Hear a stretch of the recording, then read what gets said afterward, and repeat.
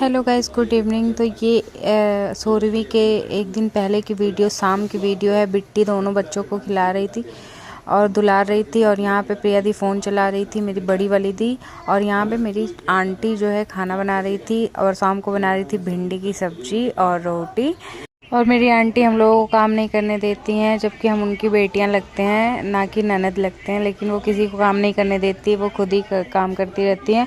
और फिर अगले दिन ये हो रही थी 16वीं की पूजा, और 16वीं की पूजा में होती है सत्यनारायण भगवान की कथा। तो यहाँ पे कथा स्टार्ट हो गई थी, नारायण भगवान की पूजा। और उसके बाद कथा समापन होने के बाद सबने आरती गाई और सबने मिलके आरती कराई। तो यहाँ चाचा जो दाग लिया था वो ही कथा में बैठता है, तो वो कथा में बैठ गए थे। और यहाँ पे सारी लेडीज जो है आरती करवा रही थी, खड़े होके सबने आरती गाई। उसके बाद हम लोगों ने प्रसाद लिया। मिलते हैं नेक्स्ट वीडियो में, बाय बाय।